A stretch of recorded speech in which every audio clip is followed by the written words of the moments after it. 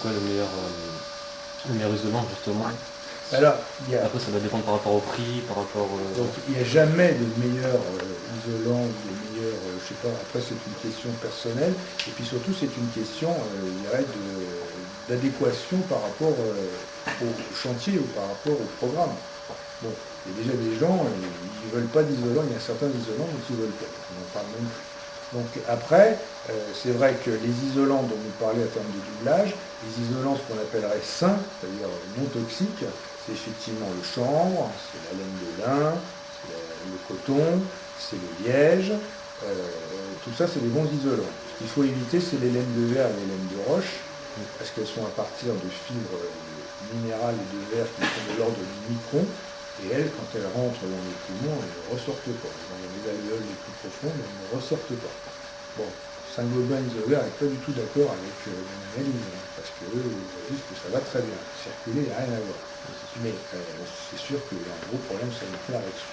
Alors donc on peut très bien les changer par tous ces isolants, qui ont les mêmes caractéristiques. Donc au lieu de mettre 20 cm de laine de verre, on met 20 cm de liège, 20 cm de laine de bois. C'est à peu près le même coefficient d'isolation thermique. Par contre, après, il y a des systèmes plus complexes, parce que l'isolant, c'est juste une petite peau qu'on peut mettre dans la construction. Au jour d'aujourd'hui, on met du parpaing ou du béton avec un isolant intérieur. On peut trouver des systèmes de briques qui sont avec des alvéoles et qui sont beaucoup plus épaisses, qui font 37 cm, et qui nous empêchent, ne nous permettent pas de mettre de l'isolant. C'est-à-dire qu'une brique alvéolaire de 37 cm, c'est la même chose qu'un parpaing de vin plus une grosse isolation de 12 cm, et là, il n'y a pas de matériaux toxiques parce que la brique cuite, c'est de l'argile. Donc ça, c'est une réponse aussi. Il y a les maisons en ossature bois. Quand on fait une maison en ossature bois, bah déjà le bois est un petit peu isolant, enfin beaucoup plus que le béton.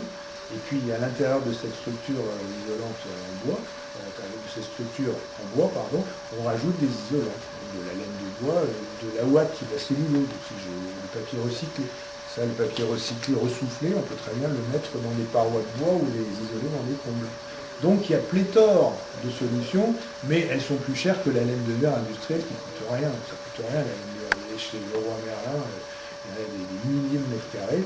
Donc c'est vrai qu'en rapport qualité-prix après, parce que c'est quand même trop raisonnable, la laine de chanvre au jour d'aujourd'hui et les matériaux, ainsi que la laine de bois ou la ouate de cellulose, sont les trois matériaux qui sont les plus concurrentiels, tout en étant un peu plus chers, il faut le reconnaître. Ça c'est l'altitude ou chez les Esquimaux.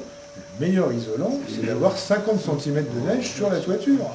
Parce que là, c'est la meilleure isolation qui existe. 50 cm d'isolant sur une toiture, c'est l'équivalent de 20 cm de laine de verre. Donc l'isolant, c'est pas les fibres, c'est pas la neige, c'est l'air qui est emprisonné. D'accord. Voilà. Et c'est pour ça que qu'on a beaucoup plus chaud quand on est dans un pull en laine avec des grosses mailles écartées, que évidemment dans un truc en coton, ou alors je parle même pas d'un lycra où là ça respire pas. Bon, c'est l'air. C'est pour ça que le gros pull en mohair en laine, tu mets un pull et tu es à poil dessous, je veux dire, tu as chaud. Alors que si tu mets 3 t-shirts, 4 t-shirts, tu auras beaucoup moins chaud qu'un gros pull en laine sur rien du tout. C'est l'air l'isolant. Hein. Voilà. C'est très important.